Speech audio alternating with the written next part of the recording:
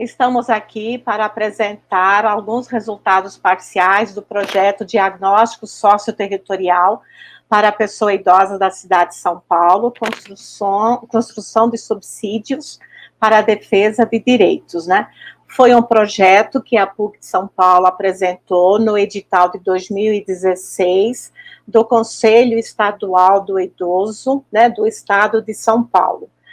Esse projeto tem como objetivo geral identificar, mapear e analisar as demandas, oferta e acesso a serviços e ações que envolvam proteção, promoção e defesa da pessoa idosa.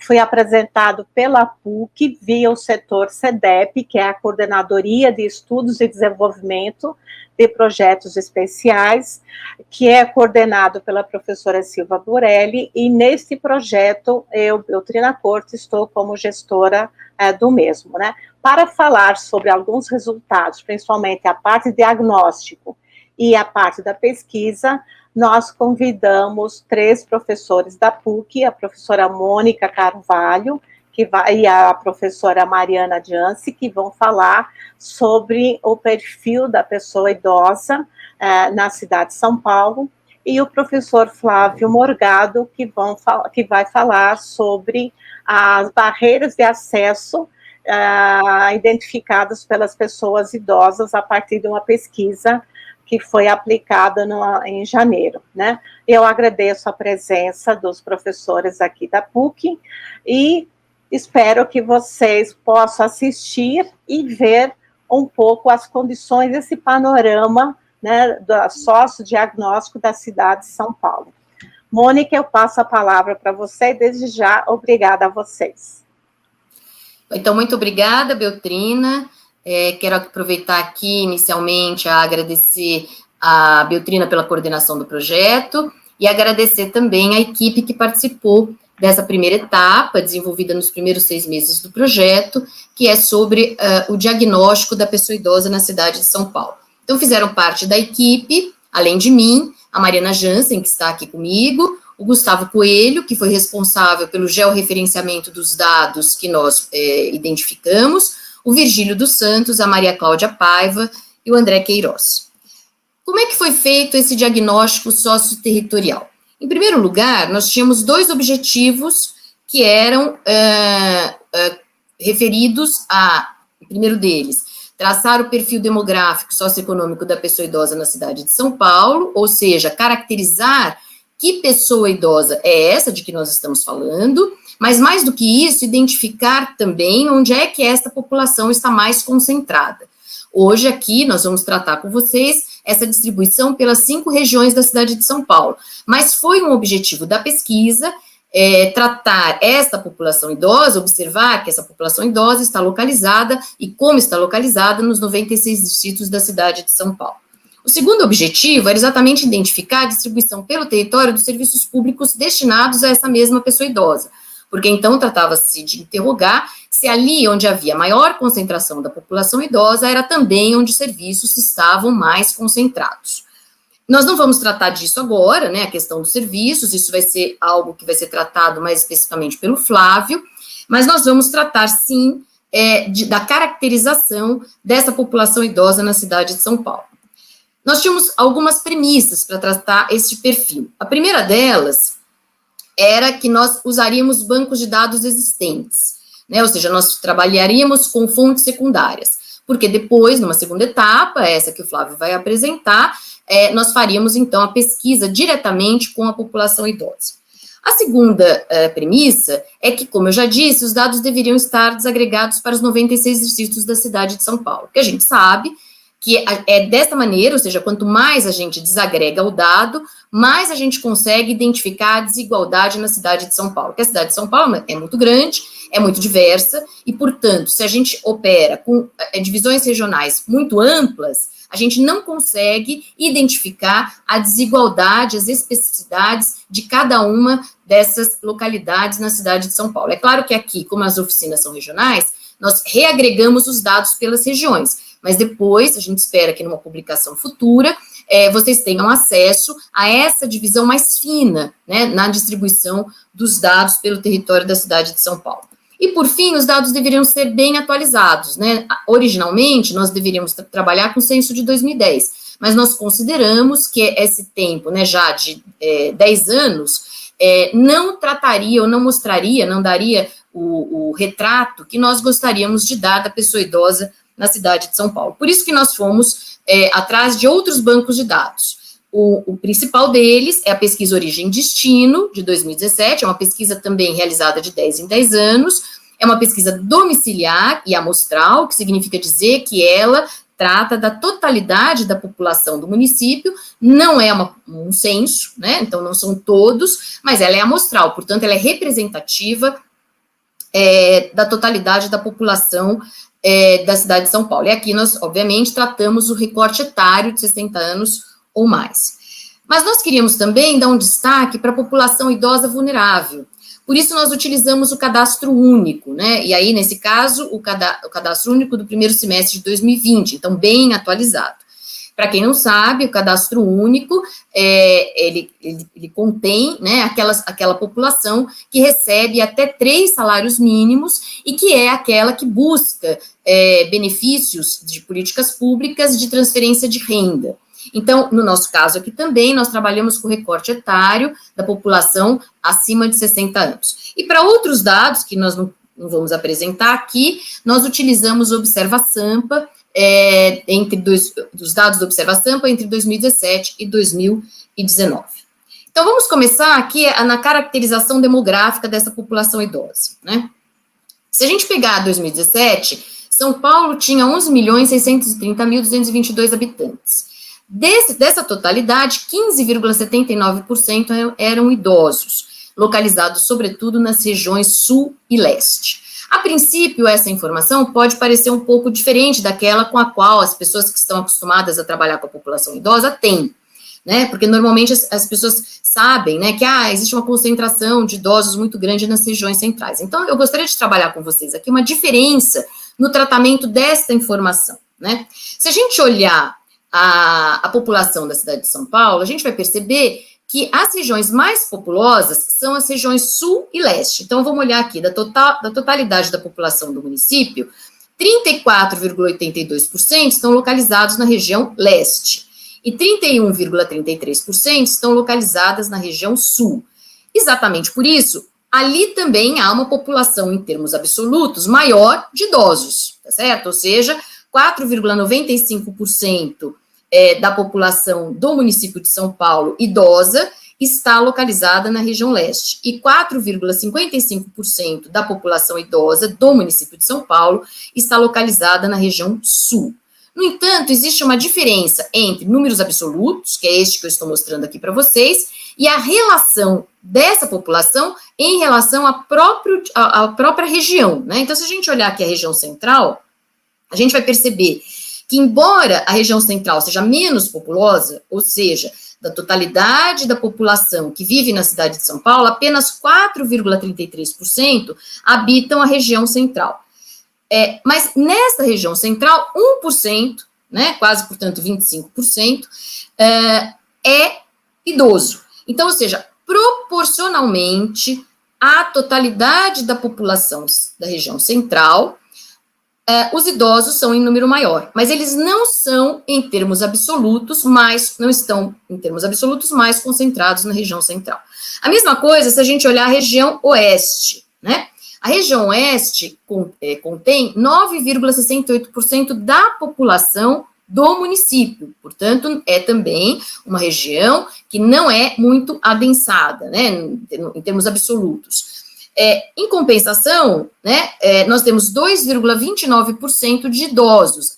De novo aqui, a distância entre os idosos e a população total é menor do que se a gente for olhar em relação à Zona Leste, que tem 34,82% da população total do município e 4,95% dos idosos. Ou seja, há uma distância muito maior entre a totalidade da população da Zona Leste e o número de idosos. Por isso que a gente fica com aquela impressão, se a gente olhar no mapa, por exemplo, né, de que há uma concentração maior de idosos na região central, mas é proporcional à ao número da população que habita essas regiões. Em termos absolutos, os idosos estão mais concentrados na região sul e na região leste. Para nós, interessa, sobretudo, esse número absoluto, porque nós estamos falando da distribuição dos serviços. Então, se eu quero saber, por exemplo, número de leitos no hospital, se eu quero saber número de vagas para consulta médica, se eu quero saber números de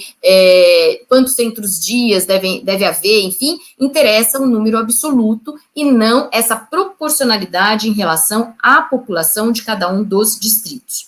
Então, por isso, mais uma vez aqui, né, se a gente for olhar também a questão da longevidade, né, esse é outro dado que a gente precisa prestar atenção. Há uma diferença entre população absoluta, o número de idosos, em termos absolutos, distribuídos pelo município da cidade, pelo município de São Paulo, e a sua proporção em relação a cada uma das regiões, né?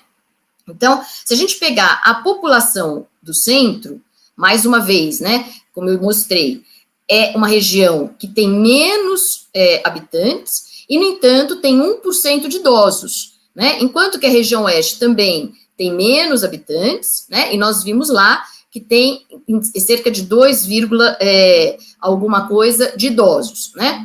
Ou seja, se nós olharmos a população de cada região, de fato, nós vamos observar que, em termos de cada região, há um número bastante elevado de idosos, né? Então, aqui no caso da região central, 23,15% de idosos, né? Enquanto que aqui na região oeste, 23,67%. Mas isso diz respeito à proporção em relação ao número de habitantes de cada região, mais uma vez, né? Além disso, é também na região centro e oeste que a gente tem os índices de maior longevidade, que também é outro dado importante, né? Ou seja, neste lugar não só a proporção de idosos é maior, mas também é onde há uma maior longevidade. Mas dados de longevidade e proporcionalidade não nos interessava aqui, né? Porque, de fato, o que nos interessa é o número absoluto, ou seja, de fato, onde está a maior concentração populacional de idosos. Aí, de novo, se nós olharmos agora só a totalidade dos idosos, que em 2017 eram 1.858.245 pessoas acima de 60 anos, 60% estavam concentradas nas regiões leste e sul, se nós tomarmos aqui por referência a pesquisa Origem e Destino. Então, acho que isso é importante a gente prestar atenção, né? Em termos absolutos, nós temos uma população idosa habitando nas regiões leste e sul. Se nós olharmos, fizermos um destaque para a população que percebe até 3 salários mínimos cadastradas no CAD único, num total de 221 indivíduos, né, acima de 60 anos, 73% também estavam localizados na região leste e sul, com destaque, sobretudo, para a região leste, né? Então, acho que esses são 2 dados que nós gostaríamos que fossem retidos, né? Para pensar política pública e, portanto, distribuição de serviços no território do município de São Paulo, há que se considerar o número absoluto dos idosos, né? E não a proporcionalidade em relação a cada região e nem tampouco a questão da longevidade. Embora a questão da longevidade seja extremamente importante para também pensarmos a questão da desigualdade, porque a gente sabe, né, que nas regiões centrais e oeste, onde há uma qualidade de vida melhor, onde há infraestrutura urbana mais adequada, a Mariana vai mostrar que é também onde existe uma população que tem uma renda mais alta, e, portanto, essa é uma variável de desigualdade socioterritorial. Mas quando a gente pensa na relação com os serviços públicos, interessa pensar o número absoluto de idosos distribuídos pelo município de São Paulo. Agora eu gostaria de falar um pouquinho sobre a razão entre sexos, né? Esse é um dado bem conhecido, né? Entre a população idosa que habitava a cidade de São Paulo em 2017, a maioria era feminina, né? Eram mulheres idosas. Com pequeno destaque aqui para a região central, mas a gente vai perceber que a relação entre sexos, a razão entre sexos aqui, é praticamente a mesma em todas as regiões. Se a gente for olhar o cadastro único, essa relação também se mantém com uma vantagem um pouquinho maior para as mulheres, porque o próprio cadastro acaba priorizando as mulheres, porque são as mulheres que são também priorizadas pelas políticas públicas de transferência de renda. Então, o cadastro único, de certa maneira, opera um certo viés nessa razão entre sexos, mas, de qualquer maneira, ela confirma aquilo que nós já identificamos, ou seja, que é uma população idosa, sobretudo feminina, né? Em parte também porque os dados de longevidade mostram que as mulheres têm também maior longevidade que os homens. Se a gente for olhar na periferia, esse fato também é relevante, porque a gente sabe, né, que por outras pesquisas, que a população masculina é aquela que morre mais cedo, né, sobretudo a população jovem masculina, em função da violência presente nas periferias. Mas, de qualquer maneira, esses mapas aqui, o mapa da esquerda é o mapa da pesquisa Origem e Destino, o mapa da direita é o CAD único, ambos evidenciam que há um predomínio da população feminina quando a gente toma como referência a população idosa no município de São Paulo. Outro dado muito interessante que a gente queria compartilhar com vocês é o dado sobre cor e raça. Esse dado, infelizmente, não tem na pesquisa Origem e Destino, mas a gente quis destacar porque nós estamos, os dados do CAD único, né, porque inclusive o CAD único que contém, né, a população que recebe até 3 salários mínimos, renda familiar até 3 salários mínimos, a gente sabe também por outros estudos que a população do município de São Paulo mais pobre é aquela que também é predominantemente preta. No entanto, a população idosa não se autodeclara desta forma, né? Ela se percebe antes predominantemente branca e parda. Isso, para a política pública, também é um dado importante, né? Porque evidencia que essa discussão que nós temos visto hoje com bastante intensidade sobre a diversidade social não é ainda algo que foi incorporado pela população idosa, ou seja, não é um dado para esta geração, né? Não é uma questão para essa geração, ela não se percebe como preta, né? Ainda que a gente possa perceber aqui uma diferença bastante significativa e interessante, mesmo assim, né, na região oeste, né, ainda que a maioria aqui se veja branca, na região oeste é onde a população idosa se vê mais branca, digamos assim, né? Enquanto que é na região sul que a população idosa se vê mais parda, mas pretos, né, um número bem pouco significativo.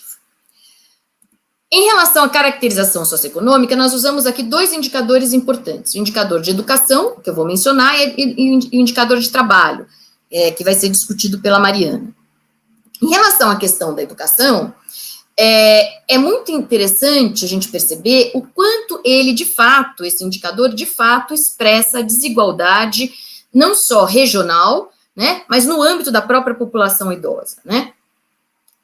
Se a gente olhar a região centro e a região oeste, ali é que há uma concentração maior da população idosa que chegou ao ensino superior, né? Na região oeste, se a gente pegar lá a pesquisa Origem e Destino, 53% dessa população de idosos conseguiu acessar o ensino superior, enquanto que nas demais regiões, na leste, norte e sul, na região leste, por exemplo, apenas 12% acessou o ensino superior, né?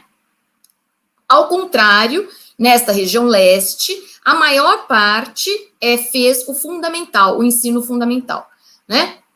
A mesma coisa na região sul, né? A maior parte fez o ensino fundamental. Esse dado é importante não só para trazer um retrato da população idosa no presente, mas também para falar um pouco dessa população idosa ao longo do tempo, né? Isso é uma das questões que a gente discutiu bastante na nossa pesquisa, que é o fato de a gente pensar a população idosa também no tempo, que significa dizer o próprio processo de envelhecimento. Se essa população idosa hoje, né, ou em 2017, não tinha tido, na sua maioria, acesso ao ensino superior, é porque ela também teve uma juventude em que houve pouca possibilidade de ter acesso à educação. Portanto, se a gente pensa, né, quer pensar qual é a população idosa que nós queremos, né, o perfil da população idosa que nós queremos daqui a 20, 30 anos, nós temos que pensar nos investimentos educacionais para a população jovem hoje. Então, envelhecer não é uma questão exclusiva da população idosa. Ter um envelhecimento com qualidade envolve pensar uma vida com qualidade, né, e, portanto, investimento em educação para a população jovem, né. Então, se a gente olhar os dados do CAD único, isso ainda fica mais gritante, que aí nós estamos falando de uma população que tem uma renda familiar de 3 salários mínimos. E a maioria, né, fez só até o ensino fundamental, e aí, nesse caso, em todas as regiões do município de São Paulo, né, com um destaque maior aqui para a Zona Leste. E é interessante perceber, né, que não só isso, né, e aqui quando a gente está falando também de ensino fundamental, os dados aqui vai desde o fundamental incompleto até o fundamental 2 completo, mas eles estão desagregados, vocês vão poder ter acesso talvez depois, mas mesmo assim, quando a gente pensa, né, que é o ensino fundamental que é predominante em todas as regiões, há também uma questão de desigualdade aí, porque o ensino médio, né, ele é maior na região centro e na região oeste.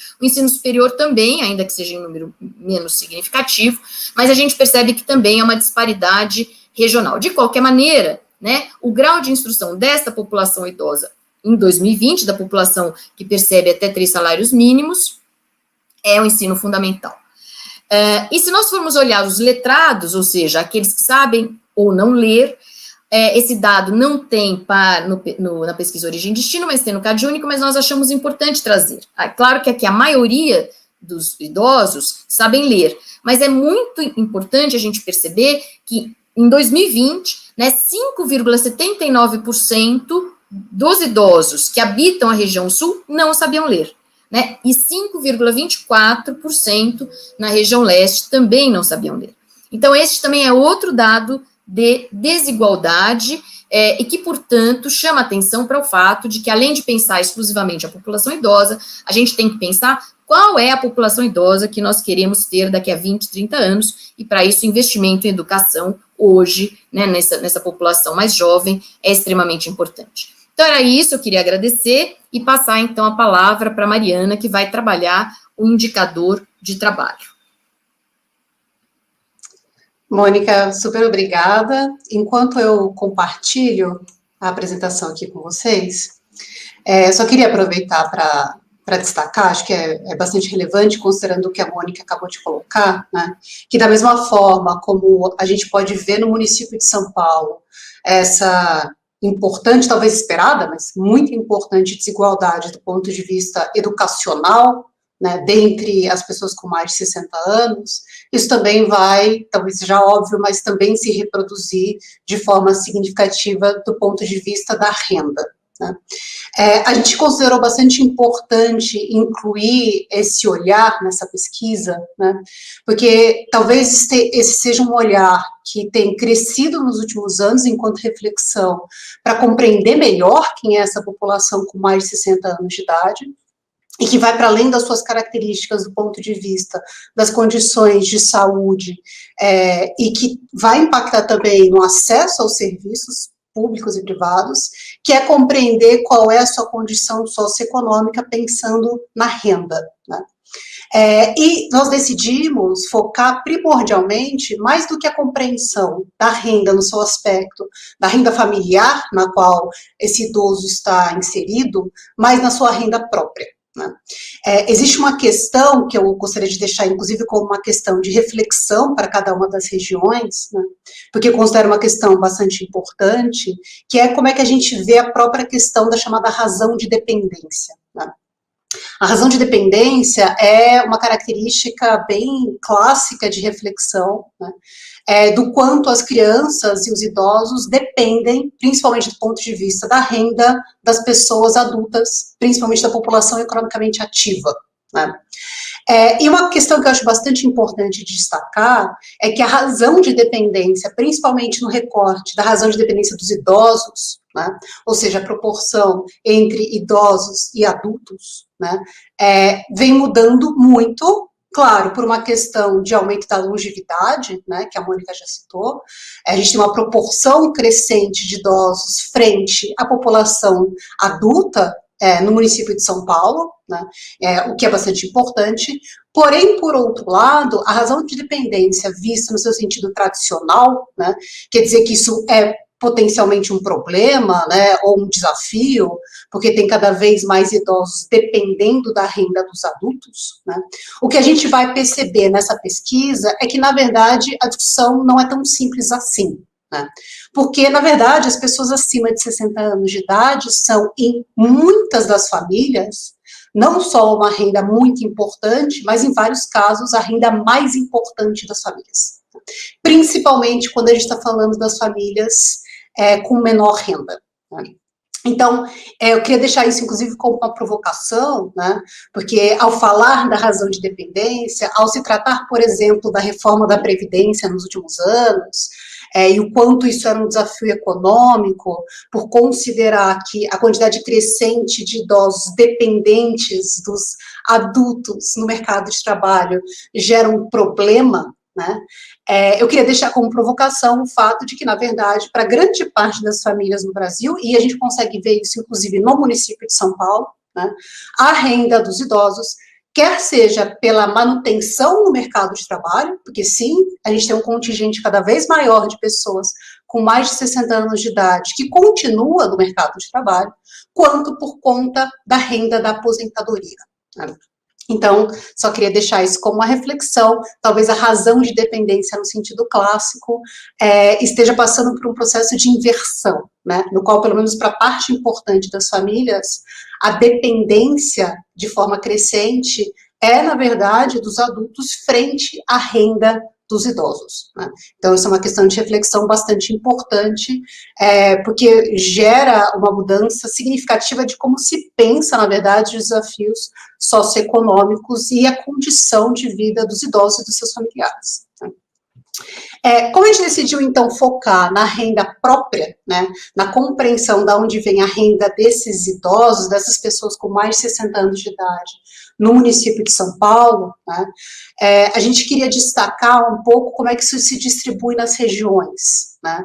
É bastante evidente, olhando o mapa e olhando a tabela, né, que nas regiões centro e oeste, que foram as regiões destacadas pela Mônica como sendo as regiões no qual existe o maior grau de escolaridade entre os idosos, também, como a gente poderia esperar, as regiões nos quais a renda desses idosos, seja a renda advinda do trabalho, seja a renda da aposentadoria, é mais elevada, né? Apesar disso, eu queria destacar o seguinte: quando a gente fala de renda média, né, a gente sempre tem que tomar um cuidado muito grande, né, porque a renda média não é capaz de captar o tamanho da desigualdade de um município como São Paulo, né?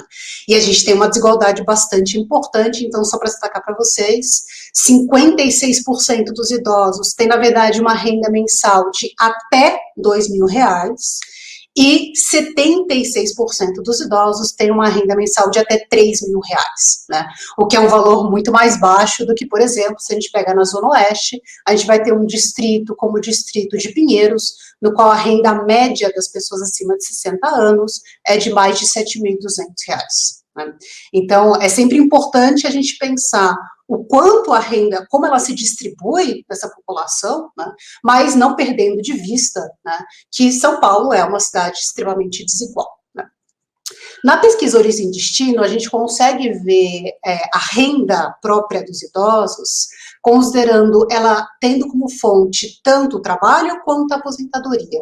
E a gente considerou que era importante destacar os dados do cadastro único, não só porque o cadastro único é capaz de mostrar as condições da população mais vulnerável de São Paulo, né, que é aquela que tem uma renda familiar de até 3 salários mínimos, mas também porque no cadastro único a gente é capaz de decompor o quanto da renda própria desses idosos é derivada do trabalho e o quanto dessa renda é derivada da aposentadoria, né? E aí tem um elemento que eu acho crucial, né? Quando a gente olha a renda do trabalho, acho que é bastante explícito quando a gente olha as tabelas, e quando vocês verem a pesquisa detalhadamente por distrito, isso fica ainda mais explícito, né? O quão mais baixa a renda advinda do trabalho é dentre os idosos que estão no cadastro único, né? Se a gente pega até no município, perdão, até na região oeste, né, onde a renda do trabalho é mais elevada, né, a gente tem distritos que vão ter uma renda média mensal desse idoso entre R$90 e R$420, ou seja, uma renda advinda do trabalho muito baixa, e muito menor do que aquela que a gente capta quando a gente olha o município como um todo. O outro elemento que eu acho crucial, e talvez ainda mais importante de destacar, é que isso muda bastante quando a gente olha para a renda derivada da aposentadoria. Né? É bastante nítido que a aposentadoria é, principalmente para a população mais vulnerável, a principal fonte de renda para os idosos. Né? E é daí que vem a questão crucial de como é que, dentro dessa população mais vulnerável, a renda do idoso, primordialmente a renda da aposentadoria, se coloca como um elemento chave dentro, não só da renda desse indivíduo, mas da família. Né? E aí vocês podem ver como, na verdade, em todas as regiões, e olhando o mapa de São Paulo, dá para ver o destaque do quão importante é a aposentadoria dentro da renda total dos idosos. Né? A gente chega a ter, nas regiões leste e na região sul, distritos nos quais quase 90% da renda dos idosos é derivada da aposentadoria.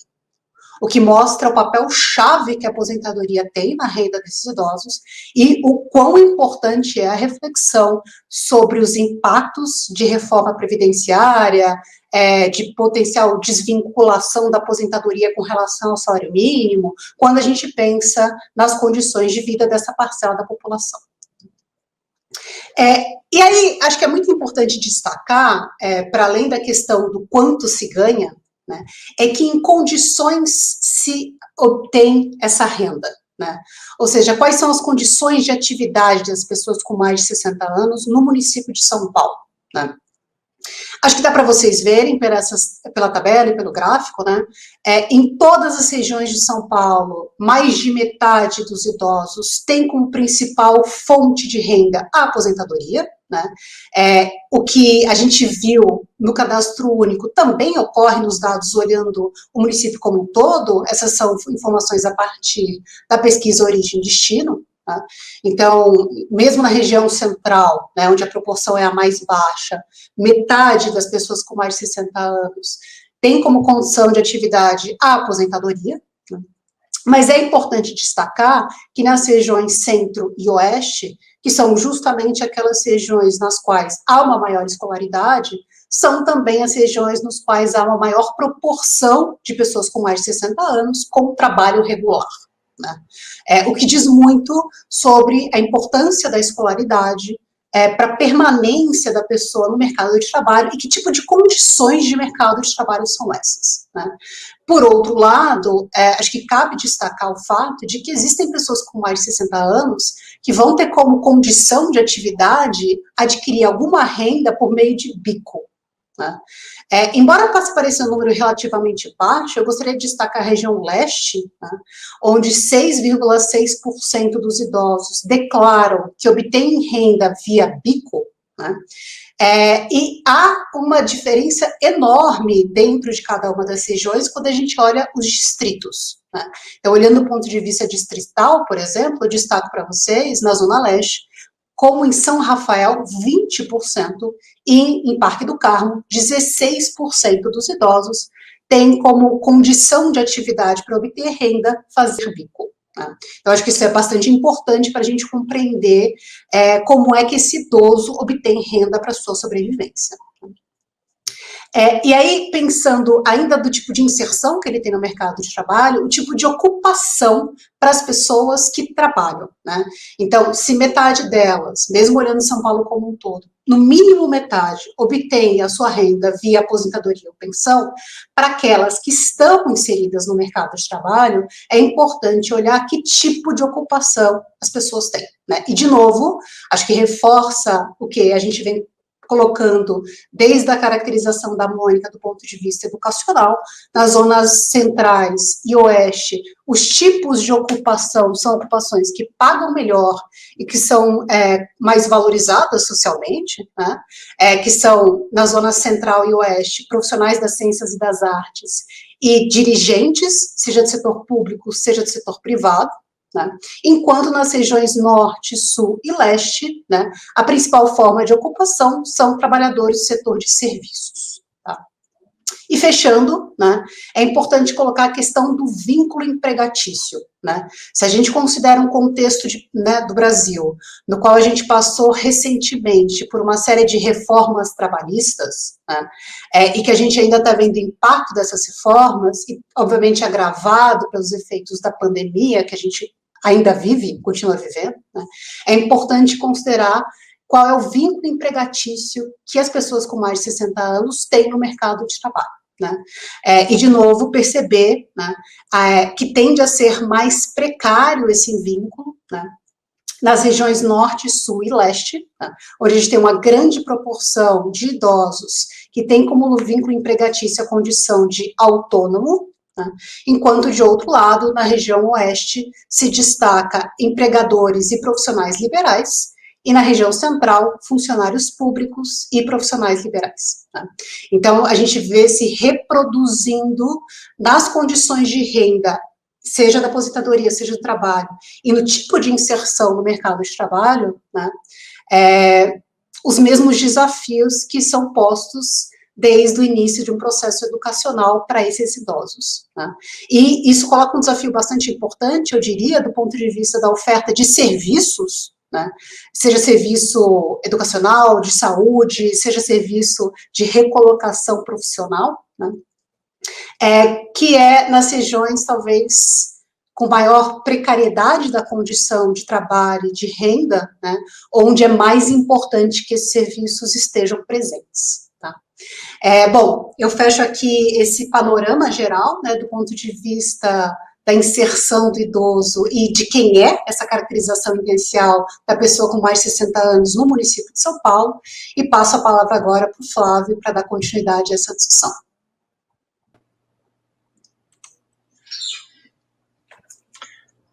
Olá, bom dia a todos e todas. Eu vou compartilhar minha tela aqui para fazer a apresentação da pesquisa. Então, vamos lá, share screen. Share screen, janela da aplicação. Puxa vida. Não está aparecendo aqui. Puxa. O seu ecrã inteiro. Vamos lá, então. Compartilhar.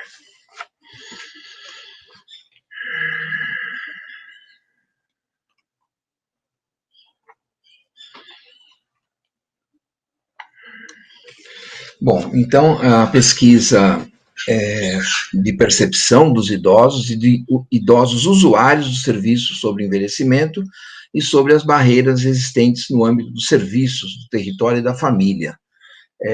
Eu vou ocultar aqui essa parte.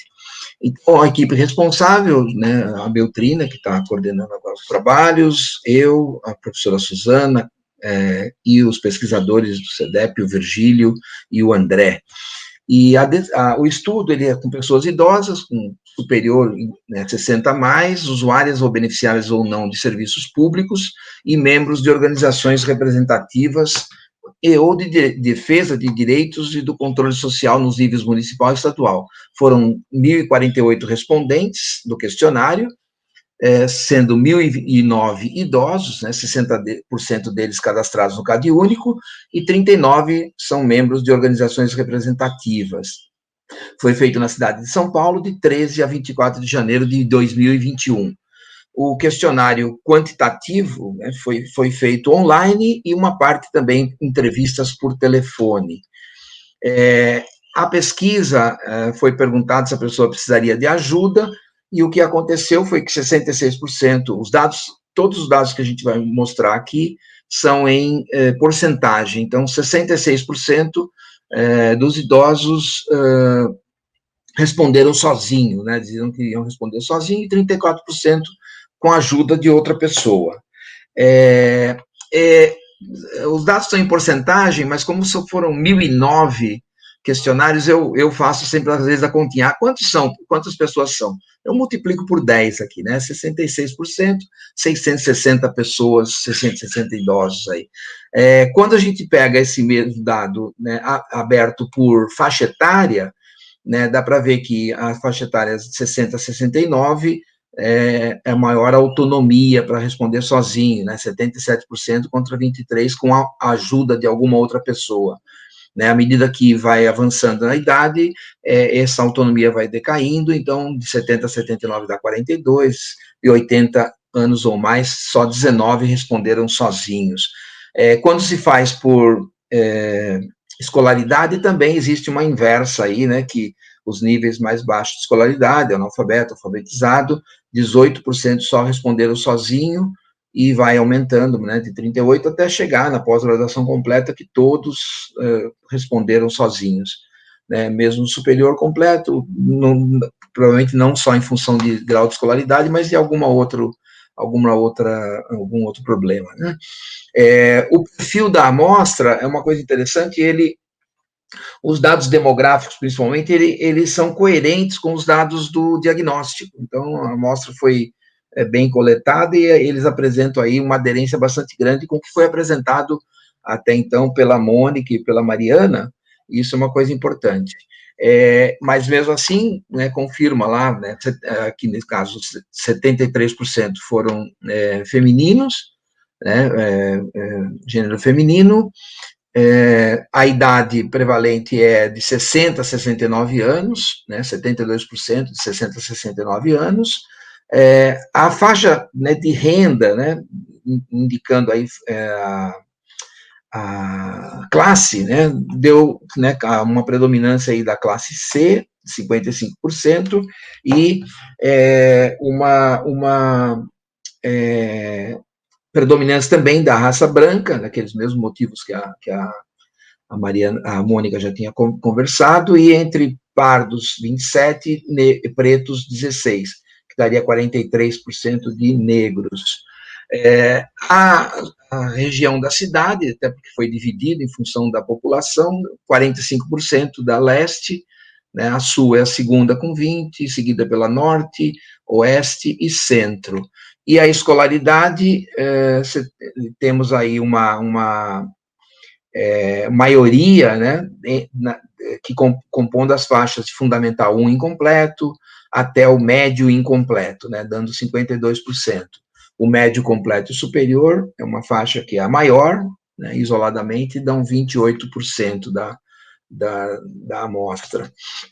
Quando se divide por faixa etária e estado civil, né, estado civil por faixa etária, a gente tem aí uma né, vamos dizer assim, predominância de casados, né, 40%, porque esses 40% são da faixa de 60 a 69, que é a maior número de entrevistados.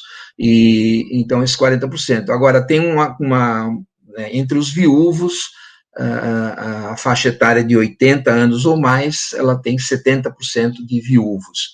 Mas quando a gente recorta por gênero, a gente tem temos uma diferença significativa aqui entre feminino e masculino, que é a maior parte dos casados da amostras, em porcentagem, são masculinos, né, são homens, e a maior parte dos viúvos, são viúvas, né, são 34% contra só 10% dos homens são viúvos, então deu essa diferença significativa aí, né.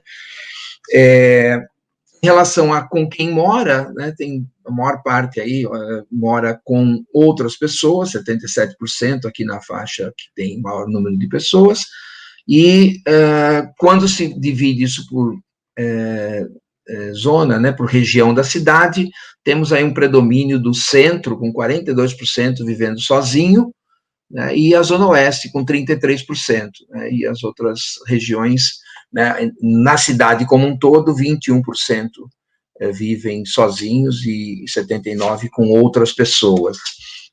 Em termos de fonte de renda, bate com o que foi colocado, que a maior parte advém de proventos de aposentadoria ou pensão do governo, né, seguido de rendimento de trabalho freelancer, bicos pontuais e salário.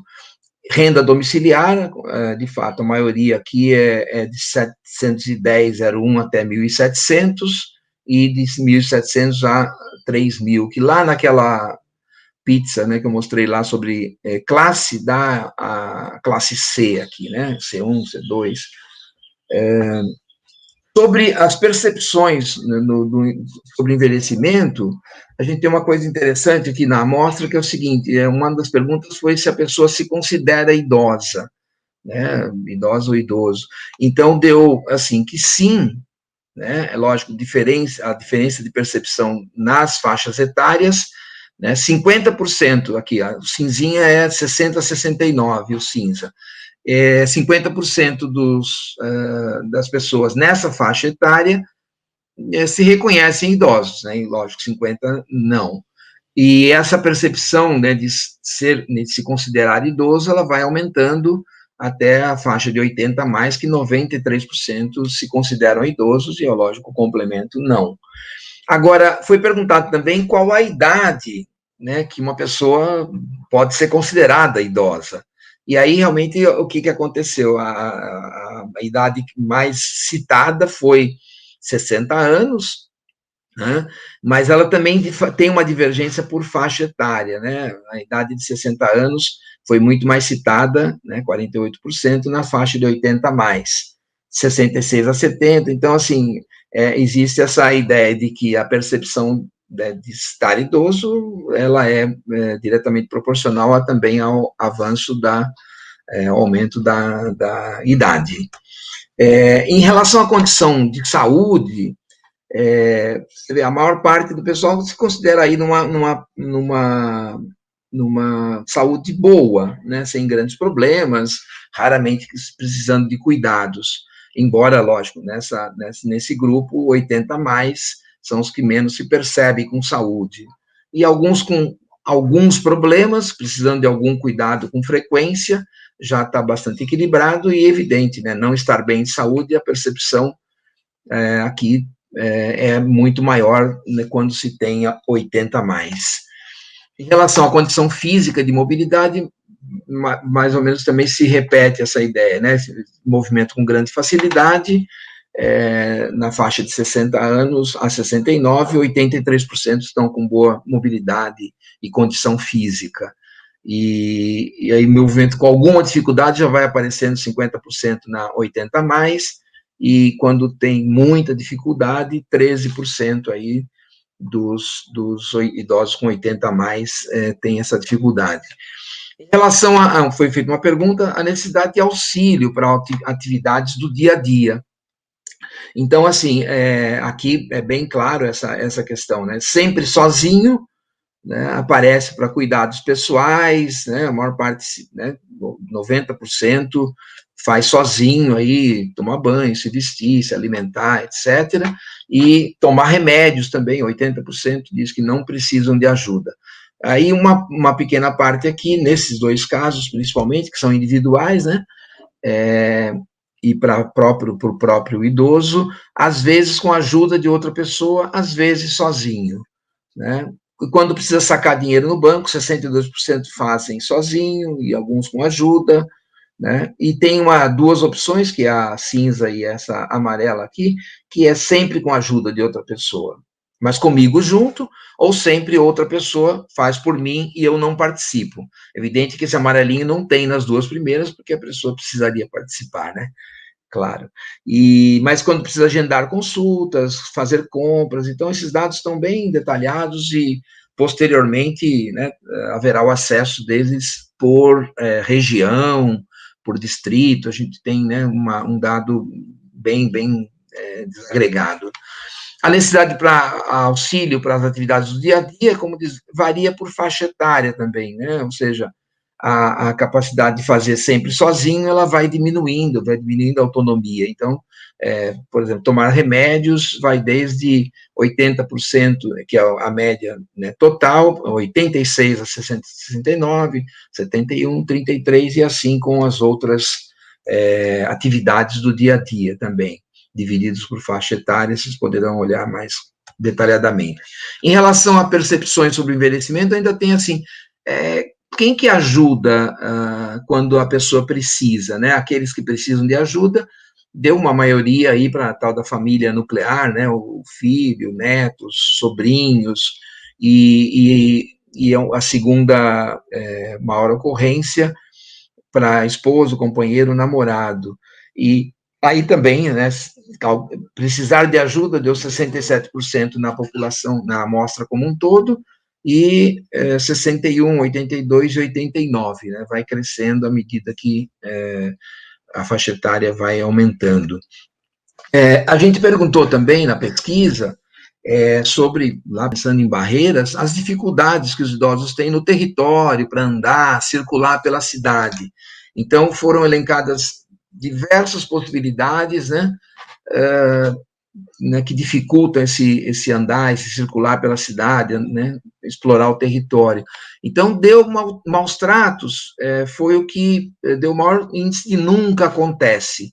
Embora seja preocupante, né, que tenham raramente de 23%, que tenha às vezes 25% e sempre 11%, né? Se somar aqui 25 mais 11, dá 36, 36, que naquela continha nossa de fazer multiplicado por 10, dá 360 dos 1.000 idosos tiveram algum tipo de maus tratos. E aí vem um outro bloco grande que é assim, as dificuldades na cidade mesmo, falta de alertas sonoros em semáforos e piso tátil, tempo curto no semáforo para atravessar as ruas, falta de faixa, iluminação, transporte para pessoa com dificuldade, excesso de passatempo, o transporte lotado, falta de conforto, qualidade ruim do transporte público, calçadas, né, foi uma coisa que apareceu muito pouco aqui, que não tendo problema, né, você vê que vai aumentando, o amarelo aqui, ele é sempre, tá vendo, vai aumentando desde um 39, vai 27, 23, né, chega a uns 64, 65, de sempre tem problemas com calçadas, sem espaço, né, ocupado por alguma outra coisa, ou com piso irregular, risco de queda e assim por diante. Então, isso aqui. Eu vou passar para percepções sobre aprendizagem, aqui está por faixa etária. Todos os outros dados também a gente tem por faixa etária, mas não daria para, nessa apresentação geral, explorar, senão demoraria muito tempo. Mas todos esses dados têm por faixa etária, por região da cidade, por distrito, por raça, por gênero, bem completo, ficou bem completo. Então, assim, as perguntas foram nesse sentido, de gosto de aprender novas habilidades, sempre podemos aprender. A percepção, né, que então, 54% gosta de aprender, ou então que se concorda totalmente com a afirmação de que gosta de aprender. E 25% concorda em parte, então a maioria mesmo, né, grande maioria, quer aprender novas habilidades. Mas na faixa etária de 80 anos ou mais, você já vê uma queda, né, em relação a essa desejo de aprendizagem, né? O cinza, que nem concorda nem discorda, aparece já antes, e num percentual maior, tal, até 15% que discorda totalmente, ou seja, não gostam de aprender. E assim vai para opções, para dificuldades de aprender coisas novas, né, aí já aumenta um pouquinho, diminui um pouco o nunca, né, então concorda totalmente, as pessoas têm dificuldades, né, a parte de discorda totalmente, aliás, desculpa, né, tem dificuldade e discorda totalmente, então não tem tanta dificuldade assim, o contrário concorda totalmente com a dificuldade. E já aprendi tudo o que preciso, né, o pessoal está mais humilde e aí discorda totalmente, que já aprendeu tudo e discorda em parte, então isso aqui ou seja, tem bastante coisa para aprender. Sobre a importância dos instrumentos de defesa dos direitos, aqui a grande maioria, esse top 2 box aqui é a soma desses dois blocos de cima, né, as caixinhas de cima. Então, 96%, assim, só para ler esse dado, que né, da amostra, concorda que o Estatuto do Idoso é super importante, é muito importante. As políticas públicas, os espaços de instituições, né, o Centro para Idosos, as secretarias e assim por diante são importantes. Então, todos eles dão um grau de importância muito grande e muito pouco ou sem nenhuma importância, ou não sabendo dizer. Então, isso é importante. E aí vamos passar uma apresentação sobre os serviços de saúde, né? Então, de tudo que foi coletado sobre serviços de saúde, nós escolhemos, eu vou mostrar a estrutura, comentar um pouco mais a estrutura nos serviços de saúde, e depois ela se repete como estrutura nos serviços de educação, de cultura, de habitação, e assim, né, de assistência social, e assim por diante. Então, aqui, no caso do conhecimento dos serviços, aqui mostra bem claro que a maioria, realmente, é o que mais tem percentual de conhecimento, são os serviços de saúde, por necessidade mesmo, são os serviços de saúde que são gerais, né? Não são específicos para idosos, né? UBS, UPA, AME, hospitais, assim por diante. E aí, num segundo bloco, tem aí os centros específicos para idosos, o CRI, com 35, bem menos do que os serviços gerais, né? O PAI, a URSS e o IPGG.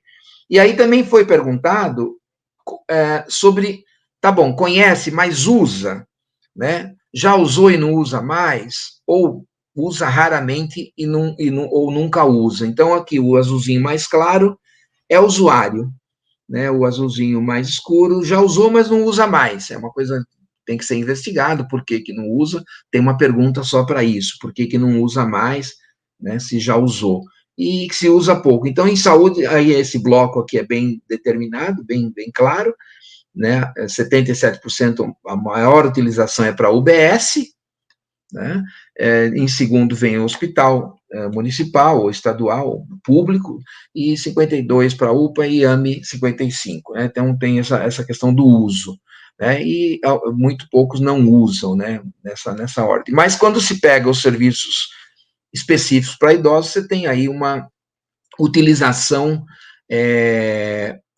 pequena, né? Não só de usuários atuais, 6, 9, 8%, como aqueles que já usaram, não usam mais, e a maior parte nunca usa, ou usa, a grande maioria não usa esses serviços específicos. Aí, em relação à impressão sobre os serviços públicos, né, de quem usa, né, vai desde, aqui, concorda totalmente. Concorda que a qualidade do atendimento é adequada? 10% concordam, 31% concordam em parte, né, então dá 41%, vamos dizer assim, de satisfeitos, porque o cinza, ele é uma indiferença, o amarelo discorda em parte, e o discorda totalmente, então, assim, a maioria para todos os serviços Agora, eles têm também uma espécie de ranking, né, aquilo que, no caso, qualidade de atendimento é o menos pior, né, com 41%, profissionais especializados, né, facilidade de ambiente, acesso, divulgação e demora, né, o tempo de espera, quase em todos os serviços são mal avaliados, né, 26% só acham que está bom, 23% no caso do tempo de atendimento, tempo de espera, né. Então, isso aqui é uma coisa para ser vista com detalhes. E as razões para ter parado de usar, aqui está, né, em verde está o que é geral, e depois, por faixa etária, mais ou menos equilibrado, evidente, alguns deles, né, não sei como conseguir contato, ou entrar em contato, 80 anos ou mais deu muito significativamente maior, né? Mas tem tudo, né? Usou quando precisou, não precisa mais. Demora para conseguir vaga, olha só, um grande problema, aquele que foi muito mal avaliado, aparece aqui como uma grande razão para não usar mais o serviço.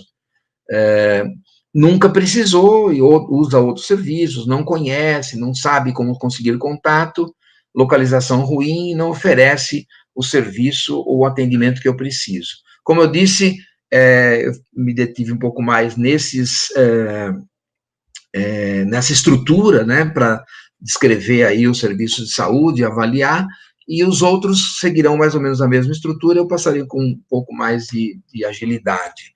Então, no caso de serviços de assistência social, não existe aquele grande bloco, né, existe uma queda em relação a conhecimento, que vai desde um bom prato, de 85% conhecem, até o serviço de alimentação domiciliar, os dois com comida, né, com 11% só que pessoas conhecem. E vai para o CRAS, com 72% de conhecimento, o CREAS e assim por diante. As instituições de longa permanência, foi mencionado que esse não é um nome novo, né, que eram os antigos asilos, 38% conhecem. Mas aí, assim, entre conhecer e utilizar, você vê, olha, 99% usa raramente, nessa amostra, não são usuários do serviço, ou nunca usaram, né? Mas mesmo assim, entre os que usam, conhece o Bom Prato, você tem 58% que nunca usou, 34% usou e não usa mais, somente 8% são usuários. Então, é bastante baixo em toda a assistência social o número de usuários. O que deu o maior percentual foi o CRAS, são 25% aí que são usuários mesmo do serviço. A mesma coisa acontece sobre impressão sobre os serviços, de novo, não vou repetir tudo, que os itens são os mesmos, a ordem que muda, a qualidade do atendimento e profissionais, assim, são os melhores impressões, mas não são maioria, 35% somente qualificam como bom ou ótimo, vamos pensar assim, né? E aí vai os espaços, a mesma coisa, e a divulgação aparece como vilã, e o tempo de espera de novo, tá vendo? Só 24% acham que não demora, né, que é adequado, tal, e 23% acham que foi bem divulgado, né? Isso, lógico, é reflexo lá daquela pergunta sobre conhecimento. Razão para não usar, a mesma coisa, né? Deu igual saúde, nunca precisou, usou quando precisou, não precisou mais, aí a vaga de novo, e assim vai, né? A localização ruim, difícil acesso. Então, cada um desses serviços, os gestores, os formuladores de política pública poderão fazer os recortes que quiser para saber onde que está demorando mais, e assim por diante. Mesma coisa em relação à educação, aí aparece uma coisa interessante,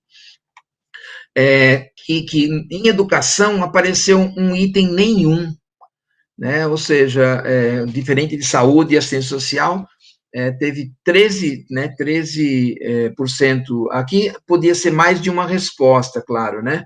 Por isso que não dá 100%, mas 13% dos idosos, 130 em 1.000, né? Disseram que nunca usaram nenhum serviço, né? Desculpe, não conhecem nenhum serviço de educação, de acesso à tecnologia ou internet, não sabem, né? E aí vai desde o CEL, que é o Centro Educacional Unificado, o Wi-Fi livre em praças, a praça é bastante utilizada pelos idosos, né? EJA, Telecentro, assim por diante, e aí também um baixo nível dentre os que conhecem, baixo nível de utilização, né? Você vê uma coisa bem pequena, a maior parte não usa raramente. A mesma coisa em termos de impressão, né? A qualidade do atendimento e tal, e a divulgação e tempo de espera, né, estão quase que em todos os serviços, estão aparecendo uma hora outra, com baixo nível de impressão positiva, né, vamos dizer assim, do serviço. E as razões também se mantêm coerentes, nunca precisaram, precisou alguma vez, e a vaga. A vaga, ela realmente o acesso, né, ao serviço, né, não só acessibilidade, mas quando está no serviço, demora para ser atendido, né? E habitação, foi feito o serviço público que conhece, então, só 11% conhece algum serviço aí ligado à habitação, a Vila dos Idosos, Vila Dignidade, o Palacete dos Artistas e o condomínio República Terceira Idade, né? Aqui a impressão sobre os serviços também não é boa, né? Tá vendo? 23, 20, 23, né? De novo, divulgação, tempo de espera com os menores índices, 16% só. E aqui o discorda totalmente, que é bom, é bastante grande, ou discorda em parte, né? E tem muita indiferença também nesses serviços. Também nunca precisou, né, e não conhece bem, assim por diante. A cultura está bem equilibrada em termos de conhecimento, né, equilibrado, vai está 80%, né, um decréscimo até 30%. As bibliotecas públicas são o que tem o maior conhecimento, as pessoas sabem que existe biblioteca pública, e o que menos conhecimento tem a fábrica de cultura pública, as fábricas de cultura, passando por, né, cinemas e assim por diante, museus, 75% conhecem. Agora, aqui foi invertido, mas uma pegadinha, só para ver se está todo mundo prestando atenção, que aqui o usuário está em cinza, né? O usuário está em cinza, então, 10% somente, né? A leitura é 10% dos idosos que conhecem, né, sabe que existe biblioteca pública, só 10% utilizam, 33% usa raramente, e 57% já usou e não usa mais, né? Então, é um baixo nível de utilização. E aí vai a mesma coisa, cresce um pouquinho no museu, que mais gente frequenta, né, é usuário, mas todos eles com um índice bastante baixo de utilização. As impressões sobre serviços de cultura, adivinha? Tempo de espera e divulgação são os piores, e os profissionais especializados, né, existe algum reconhecimento aí, mas não muito, né, 23% somente, achando que tem profissionais especializados para atender idosos nesses serviços, né, que são serviços gerais, mas a percepção é que não tem gente lá especializada para atender idosos. Em relação às razões, a mesma coisa, né, usou e não precisa, nunca precisou, né, inverteu um pouquinho aí nessa primeira. No caso de serviços de esporte e lazer, tem os parques públicos, né, são, né, os mais conhecidos, né, e as praças de exercício de idoso, em praças e em parques, também os centros esportivos, até aqui aparece de novo idosos, 17%, né, que não conhece nenhum serviço, né, não sabe de nenhum serviço público, né, para esporte e lazer, né, e aqui o nível de utilização do parque público já é maior, é o que tem, assim, maior, fora a saúde, né, que é bastante utilizado, o parque público com 42% de usuários, tá vendo? Aqui tá cinzinha também. E já usou e não usa mais 40%, né? Então, resta investigar aí por conta. Agora, tem alguns que são muito pouco utilizados, né? Além de não pouco conhecidos, pouco utilizados. Dentre aqueles que conhecem, não são todos que usam. E as impressões são basicamente as mesmas, né? Aqui, no caso de esporte e lazer, os profissionais especializados que aparecem mais em cima, né, um pouco melhor avaliado, está mal avaliado, com 28% só sobre os profissionais. E a divulgação quase que sempre é a pior coisa, né? Aqui a qualidade saiu lá do topo. Quando a gente fala topo, nunca é maioria, né? Então, no geral, a satisfação com os serviços é pequena. No geral, as razões para usar, a mesma coisa, usei, não precisei mais e nunca precisei. Né? E evidente, aí tem, assim, dentro, se pegar por faixa etária, né? Nunca precisou, aqueles com 80 anos ou mais, tem lá uma resposta maior. Sobre a importância da oferta de serviços públicos, a gente cria uma espécie de ranking mesmo, né, de o que é dado maior importância. Então, o serviço de saúde aparece em primeiro, né, 98%, né, aqui só não está dando 97% porque tem casas decimais aqui que não foram colocadas, né, mas 98% acha importante a oferta de serviços públicos, né, de saúde. 97% para assistência social, 95%, até 93%, que é um número, né, muito grande. Então, assim, na amostra, os idosos, em geral, dão muita, né, extremamente importante, ou importante, né, se somar esses dois, a existência dos serviços públicos em saúde, em geral, né. Aspectos positivos, a gente fez uma classificação que era benefícios emocionais, né, de companhia, uma série de coisas. O acesso ao serviço mesmo em si é positivo, para 33%, né, está dando mais ou menos isso, coerente com aquela avaliação, né, e acesso ao serviço de saúde, saúde teve um destaque grande nos serviços positivos, é o que a pessoa mais acessa tudo. Melhora de socialização até, poucos benefícios, há muito a melhorar, né? Foi uma coisa curiosa, porque foi uma pergunta sobre aspectos positivos, mas o pessoal desabafou, né? Quer dizer, então tem muita gente que, quando perguntou aspectos positivos, ele colocou lá demora, descaso, uma série de palavras aí associadas a aspectos negativos. Tinha uma pergunta, né? Eles não esperaram a pergunta seguinte, que era de aspectos negativos. Aí, pegando essas palavras que identificam isso, a gente criou não está aqui. Tá. Aspectos negativos, não criou, acho que sumiu aqui a nuvem, eu ia mostrar a nuvem, eu não sei por que sumiu. A demora no acesso a serviços de saúde, né, lá de novo, a demora, dificuldades, isso aqui foram reclamações mesmo, né, alguns diretamente no serviço, como a falta de qualidade no atendimento, e a falta de disponibilidade de oferta, né, e a reclamação maior com o pessoal de 80 a mais nesse quesito, né. E em termos de participação religiosa e facilitação no acesso aos serviços, tem aqui que também por faixa etária, aqui faltou uma faixa etária que é a maior, que é essa aqui no gráfico, mas 54% participam de alguma entidade que tem esse cunho religioso, né, e menor aí nos 80 a mais, e deve ter suas dificuldades também de acesso e uma série de coisas, e 61 aqui não participam.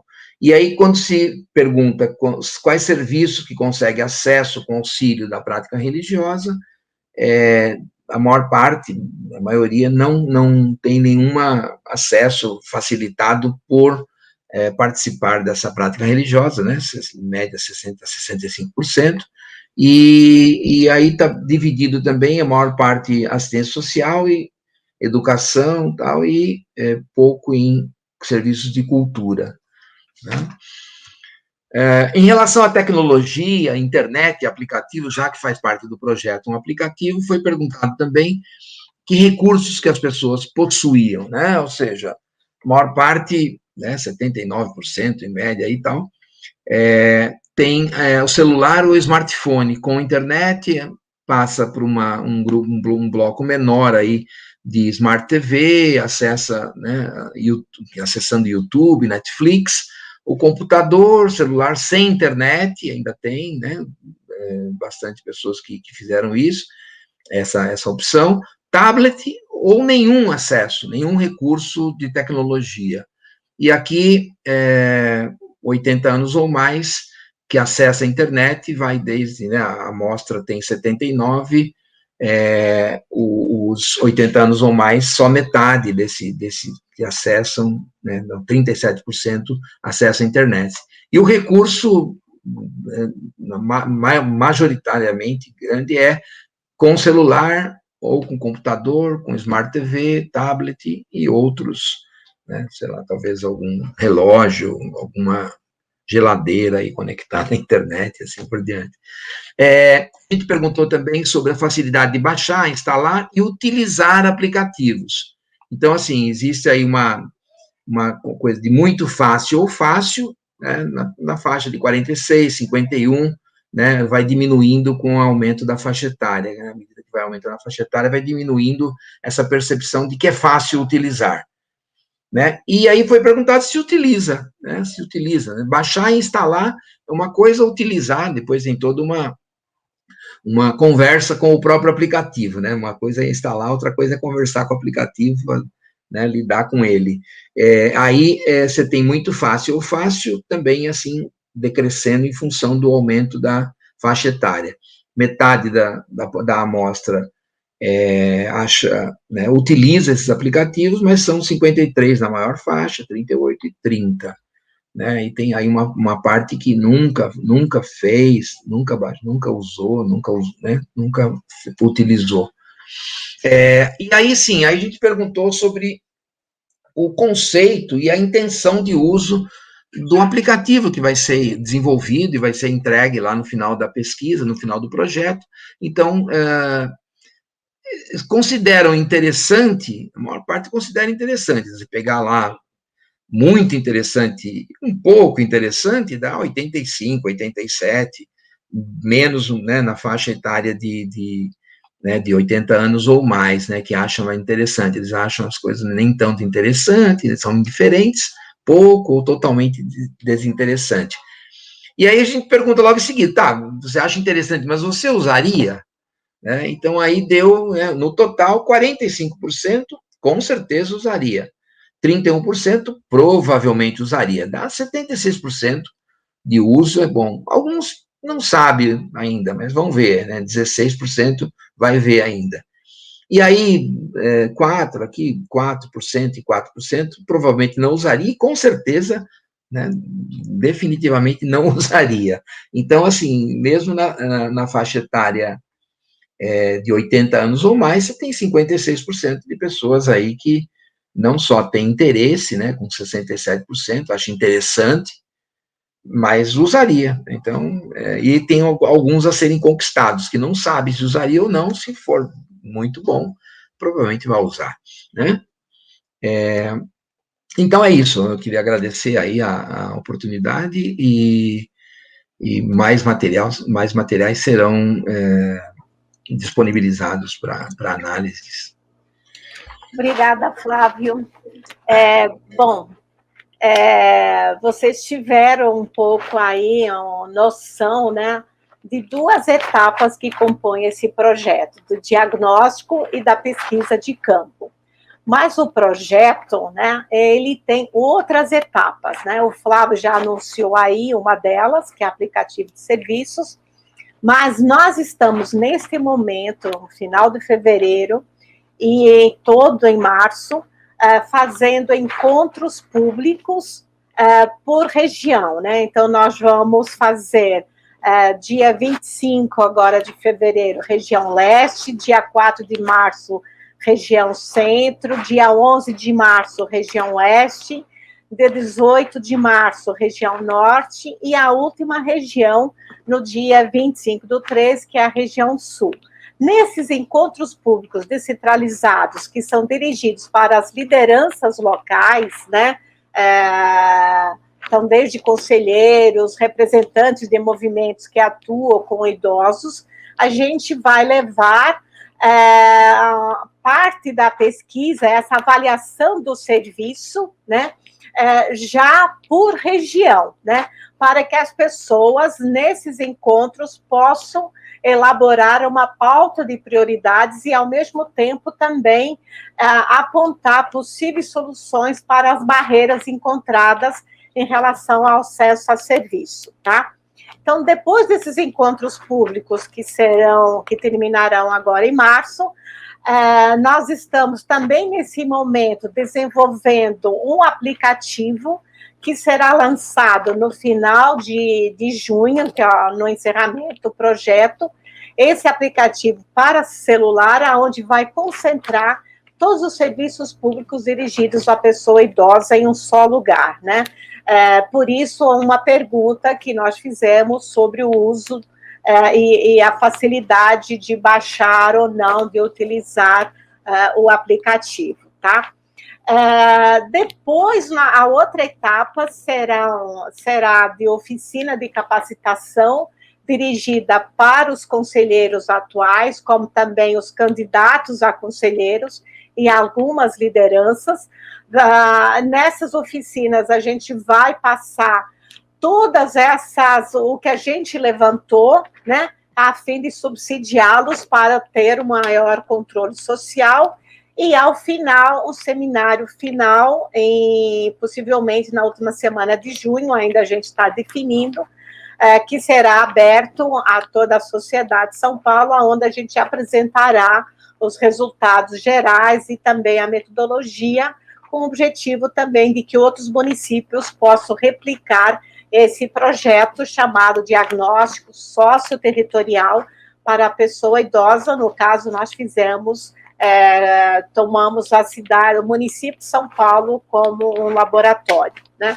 Enfim, são essas as etapas, né, que compõem esse projeto. O que nós queremos com esse vídeo é que vocês, né, como sociedade geral possam acessar e ter uma noção dessa parte do diagnóstico e da pesquisa, inclusive para subsidiar quem estará presente nos encontros descentralizados que começaremos agora, ok? Bom, eu espero que a gente possa nos encontrar de novo, né, em junho, nesse seminário aberto, né, e até lá, com certeza, produziremos muito material ainda, né, e que a gente vai conhecer, de fato, quais são, né, as prioridades da cidade de São Paulo e por onde a cidade tem que ser desenvolvida, né. Queria agradecer, né, a todos vocês, a professora Mônica, a professora Mariana, ao Flávio, né, também a SEDEP, né, a PUC, ao Conselho Estadual do Idoso, a Secretaria de Desenvolvimento Social do Estado de São Paulo, que apoia essa pesquisa, e nos vemos, então, em junho, com os resultados gerais. Obrigada, gente, e até uma próxima.